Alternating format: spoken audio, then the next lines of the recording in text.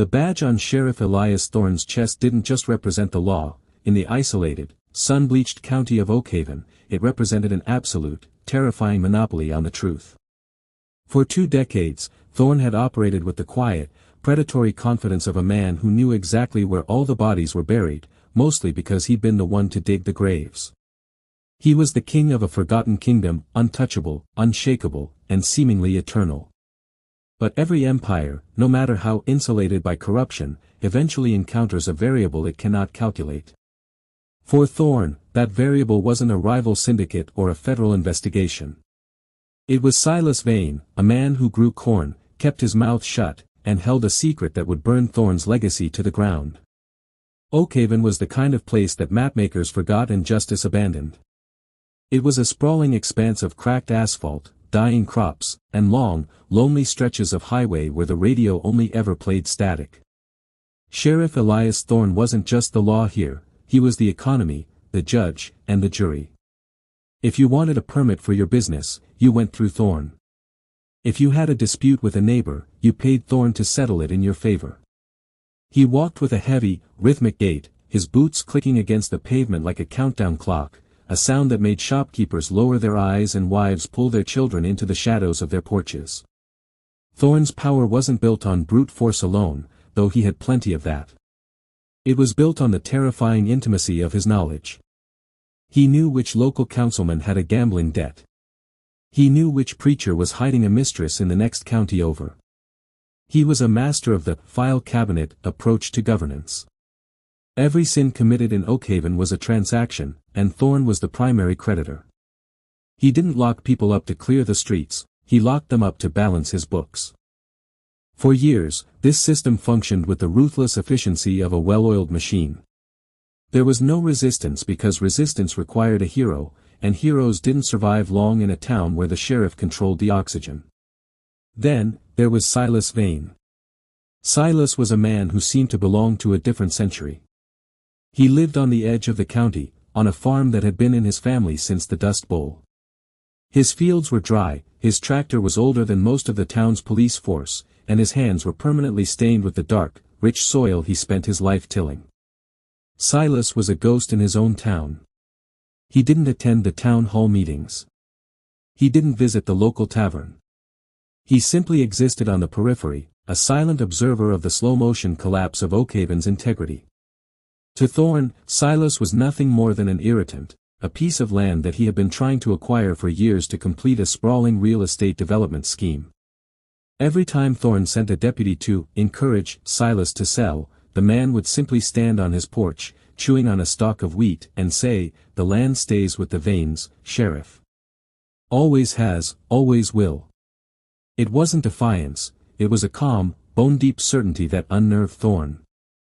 Most people, when faced with the sheriff's cold, unblinking stare, would stutter, apologize, or start looking for an exit strategy. Silas just looked through him, as if Thorne were a slight breeze that would soon dissipate. Thorne began to obsess over the farmer. It became a power play. He started by making the paperwork for Silas's farm permits impossible to navigate. Then, he moved to harassment. He'd have cruisers park at the edge of the Vane property for hours, lights flashing in the middle of the night, designed to keep the old man awake, to make him crack. But Silas never broke. He never even blinked. The townspeople began to notice the tension. They saw the cruisers at the edge of the farm and whispered in the supermarket aisles. They expected the inevitable, a trumped-up charge, a late-night raid, a tragic accident on a lonely road. They were waiting for the moment when Silas Vane would finally be broken, just like everyone else. They didn't realize that while they were watching the sheriff, they should have been watching the dirt under Silas's fingernails. There was a depth to Silas's silence that Thorne couldn't fathom. He assumed that Silas was simply stubborn, a relic of a time when men stood their ground for no reason other than pride. He didn't understand that for a man who spent his life waiting for seeds to sprout beneath the surface of the earth, silence was a weapon of immense, patient power.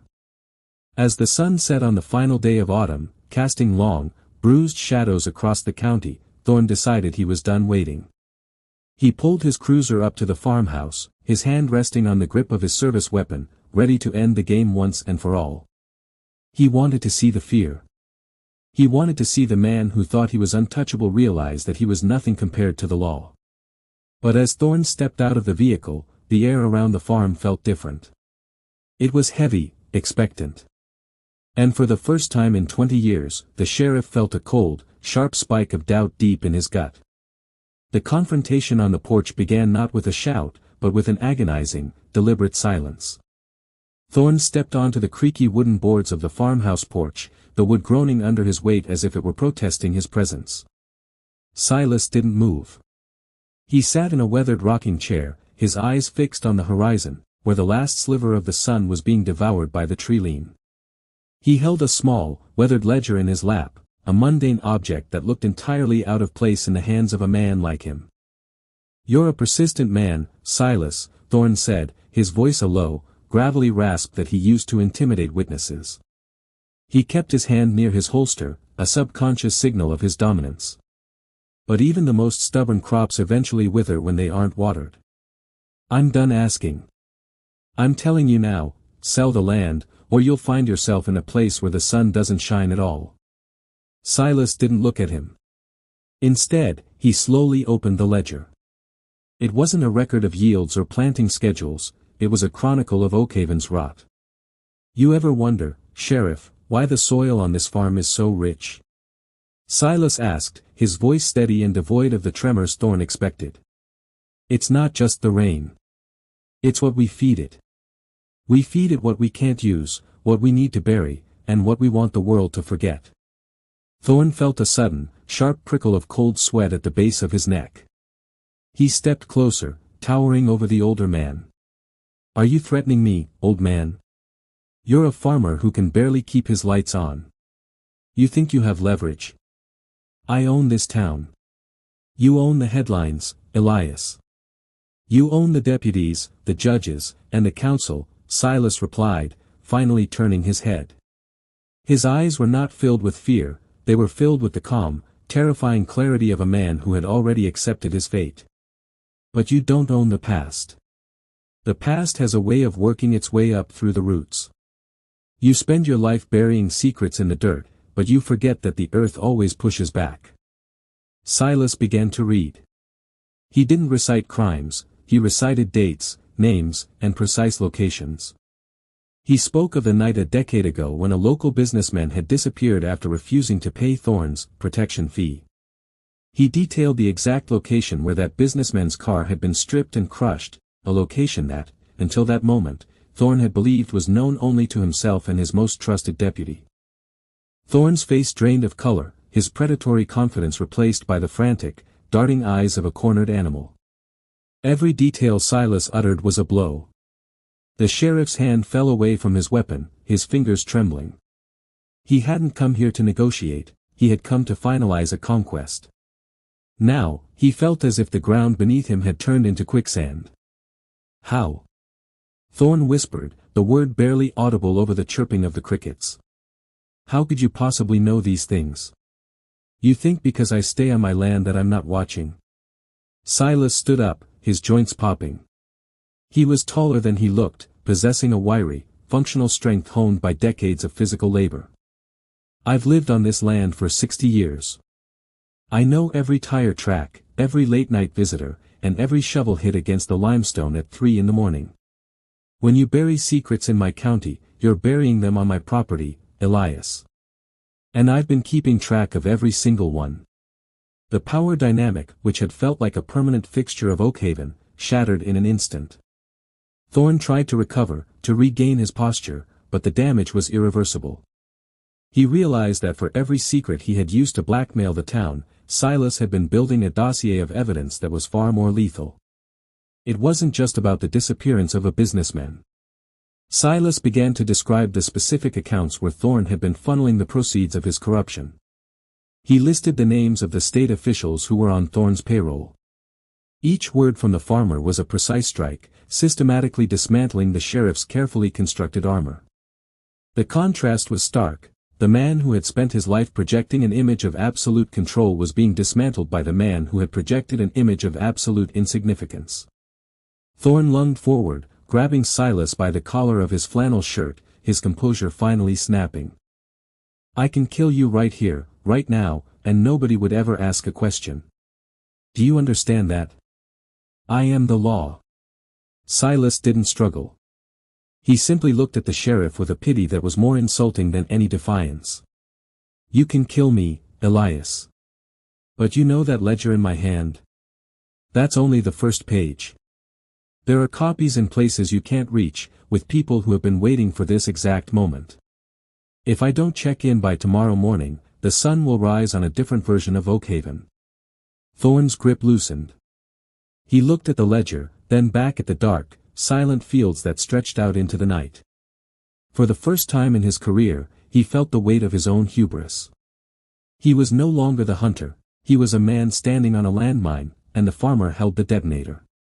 The silence that followed was heavy, stifling, and suffocating. It was the sound of a legacy crumbling into dust. The standoff on the porch had shifted from a physical threat to a psychological dismantling. Sheriff Thorne stood frozen, his hands slackening as the realization sank in. He had been fighting a war against a ghost, and the ghost was now holding his entire existence in the palm of his hand. He stared at the ledger, wanting to snatch it, wanting to burn it, wanting to bury the man holding it, but his instincts, those same predatory instincts that had kept him in power, screamed that it was too late. The trap had already sprung, he was just waiting for the teeth to close. You're bluffing, Thorne muttered, though his voice lacked the conviction of a man who truly believed it. He took a staggering step back, his boots crunching loudly on the dry, parched earth he had spent so long trying to seize. People don't care about the truth in Oakhaven. They care about safety. They'll choose my stability over your justice every single time. Silas walked to the edge of the porch, the moonlight catching the lines of exhaustion and history carved into his face. He didn't look like a hero, he looked like a man who had finally decided to harvest a crop he had been tending for 20 years. You're right about one thing, Elias. They do want stability. But they also hate being afraid. And you have made them afraid for so long that they've forgotten what it's like to breathe without checking their rearview mirrors. You think you're their shepherd. You're just the wolf who's grown too confident. Thorne paced in a tight, agitated circle. His mind was racing, calculating the reach of the influence he had spent decades building. He thought of the deputy in the next county, the judge who owed him a favor, the local reporter who was essentially his mouthpiece. But as he ran through the list, he found the faces blurring, replaced by the crushing weight of the evidence Silas claimed to possess. Every move he had made was documented. Every illicit cash transfer, every coerced statement, every cold-blooded decision he had made in the name of order, it was all accounted for. If you go to the authorities, I'll take you down with me, Thorne threatened, his voice rising in volume. I have enough on you to make sure you never see daylight again. I'll paint you as a lunatic, a desperate old man with a vendetta. Who are they going to believe? The sheriff who kept the peace, or the farmer who went crazy in the middle of nowhere? Silas chuckled, a dry, rasping sound that seemed to rattle the very foundation of the porch. That's the beauty of it, Elias. I don't need them to believe me. I just need them to see the ledger. Once the first page hits the public eye, the rest of the cards will fall on their own. People aren't as stupid as you think, and they certainly aren't as loyal as you hope. Once the fear is broken, the mob is remarkably efficient. The transition in the atmosphere was palpable. The air felt less like a threat and more like a closing net. Thorne felt the crushing pressure of his own isolation. He had spent his career isolating himself, surrounding himself with sycophants and subordinates who served him out of fear, not loyalty. Now, in the moment of his greatest need, there was no one to call. There was no backup. There was only the empty road, the dying wind, and the man with the truth. He looked at his squad car, the light bar now dark, its presence looming like a monument to his failed reign.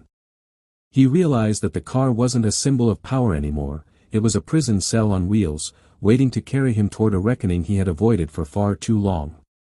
The arrogance that had fueled him for 2 decades began to leak away, leaving him feeling thin, exposed, and remarkably small. Silas reached into his pocket and pulled out a small, old-fashioned flip phone. He held it up, the screen glowing dimly in the dark. My friends in the city have been waiting for this signal, Sheriff. They aren't local. They aren't on your payroll. And they have no interest in your stability. They are interested in one thing, the truth. Thorne lunged, not to strike, but in a desperate, pathetic attempt to grab the phone. He moved with a speed born of pure, unadulterated terror, but Silas was faster, stepping aside with the fluid grace of someone who had spent his life working in harmony with his environment. The sheriff stumbled, crashing into the railing of the porch, the wood splintering under his bulk. He fell hard, the breath knocked out of him, looking up at the farmer from the dirt. For the first time, Elias Thorne, the man who had been the law, the judge, and the jury, felt the weight of genuine helplessness. He saw in Silas's eyes not hatred, but a cold, clinical indifference. He was a problem that had been identified, processed, and was now being solved. "You're not a sheriff anymore, Elias," Silas said, looking down at the man in the dirt.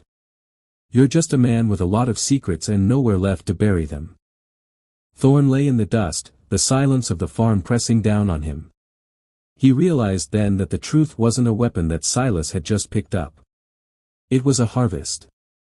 And the season for reaping had finally arrived. Thorne lay in the dirt, the grit of the Oakhaven soil grinding into his uniform, the same uniform that had once commanded absolute silence from every soul in the county. He looked up at the porch, where Silas Vane stood, the small, unassuming ledger still clutched in his hand. But the narrative had shifted, hadn't it? The sheriff wasn't just dealing with a farmer anymore. He was staring into the face of a man who had orchestrated a trap so vast that it spanned 20 years.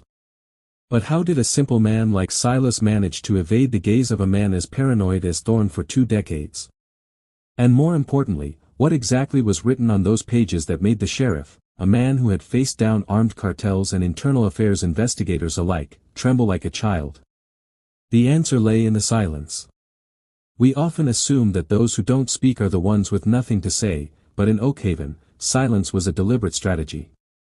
Every time Thorne drove past that farm, he thought he was passing a victim. He never realized he was passing a vault. Silas had been collecting, piece by piece, the fragments of Thorne's life, the dates of every illicit cash exchange. The names of the local officials who had been convinced to overlook the sheriff's extracurricular activities, and the locations of the accidents that had cleared the path for Thorne's real estate empire. But here is where the story deepens. If Silas had this information for years, why wait until now? Was it simply a matter of the land, or was there something personal hidden in the ink of that ledger? As Thorne scrambled to his feet, dusting off his badge, a futile gesture of reclaimed authority, he noticed something he had missed before. Silas wasn't just holding a ledger. He was watching the tree lean. The wind shifted, and for a fleeting second, the headlights of a dozen vehicles flickered in the distance, miles away but unmistakably synchronized. They weren't police cruisers. They were something else. Thorne's heart hammered against his ribs. He had spent his entire career ensuring that nobody in Oakhaven had friends in high places. He had isolated the town, walled it off from the rest of the world. But Silas had done the impossible. He had breached the wall. "Who did you call?" Thorne spat, his voice regaining a fraction of its former bite, though it was hollow now. "You think you can bring outsiders here? This is my jurisdiction." Silas didn't answer the question directly. Instead, he opened the ledger to a page near the end, a page that featured a photograph. He turned it around, holding it just out of Thorne's reach. The sheriff's breath hitched. It was a picture of a bridge, a stretch of highway that had been closed for repairs 5 years ago. A bridge where a young woman, a woman the town had been told moved away for a better life, had never been seen again. The open loop here is haunting. Was the woman a relative of Silas, or was she the catalyst for the entire operation? The tension in the air thickened as a low rumble of engines began to permeate the quiet night. The calm farmer wasn't acting alone. He had been a sleeper agent of justice, waiting for the one piece of evidence that would make it impossible for the state to ignore. But why did Silas wait until this specific night? What was the event that triggered the end of his silence? As the distant lights grew closer, we realized that the story of the sheriff and the farmer is not just a local dispute. It is a microcosm of a larger, systemic rot that had been festering for generations. Thorne tried to radio for backup, but his radio emitted only a sharp, high-pitched screech, a signal jammer. Silas had accounted for everything.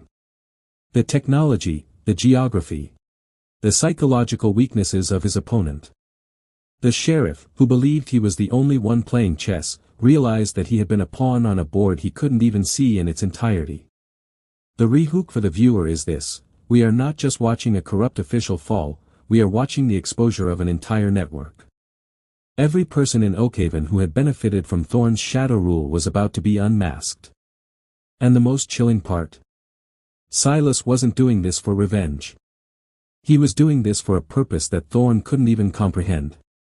As the first vehicle pulled onto the gravel driveway, a dark SUV with no markings, Thorne realized that his life as the king of Oakhaven was ending. But the questions began to pile up. What was in the second half of the ledger?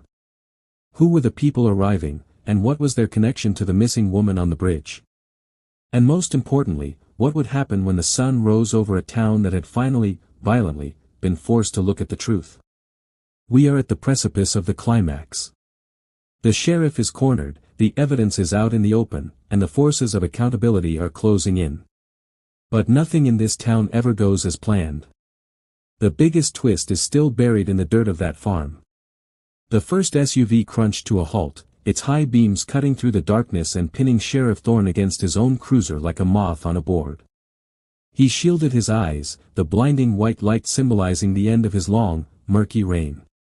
He had spent his life operating in the gray, but now, the glare of accountability was absolute. From the lead vehicle, 3 figures emerged. They weren't police officers, they were federal agents, their windbreakers marked with insignia that made Thorne's knees buckle. But behind them followed someone else, a woman, middle-aged, her face a map of grief and steely resolve. She walked directly past the agents, past Silas, and stopped 3 feet from Thorne. "You told the town I moved to Chicago, Elias," she said, her voice cutting through the night like a blade. "You told my mother I never wanted to see her again. You used my name to build your reputation as a problem solver, who helped young people get a fresh start." Thorne opened his mouth, but no sound came out. The woman, the girl from the bridge, the ghost he had buried, was real. She was alive, and she had been the architect of the silent operation Silas had been executing. The farmer hadn't been acting alone, he had been the sanctuary, the man who hid the most dangerous person in the state on his own land while they built their case, piece by agonizing piece. The ledger in Silas's hand was passed to the lead agent. It wasn't just a notebook of crimes, it was a roadmap. It contained the GPS coordinates of the locations Thorne had used to hide evidence, the bank routing numbers for his slush funds, and the recordings of every conversation he'd had in the last 3 years, recordings captured by the very surveillance tech he thought he'd installed to monitor the town. He had been so obsessed with watching others that he never realized the environment itself was recording him. As the agents moved in, the cuffs clicked into place, a metallic, final sound that echoed across the field. Thorne didn't fight. The air had left him. The weight of his own arrogance, the sheer volume of his lies, had crushed him long before the metal hit his wrists. The town of Oakhaven was waking up. Through the windows of distant houses, curtains were pulling back. The sheriff was being led away, not as a hero, but as a man who had built a kingdom on top of a sinkhole. This story isn't just about a corrupt sheriff, it's about the power of the patient observer. Look at the people around you. Who are the ones who say the least but see the most? Tell me in the comments, have you ever encountered a Sheriff Thorne in your own life? Or perhaps, have you ever been the Silas, biding your time until the truth could finally come to light? Drop a comment below with your own untouchable story. Let's see who really holds the cards in your town. I'll be replying to the most chilling stories. If this story proved anything, it's that no matter how deep you bury the truth, it eventually finds its way back to the surface. If you want more investigations into the shadows of small-town secrets and the people who finally shine a light on them, you need to hit that subscribe button right now and turn on the bell notification. We have an even bigger case file opening next week, and you won't want to miss how the rest of the web unspools. Check the description for our full library of investigative reports. Stay vigilant, stay curious, and see you soon.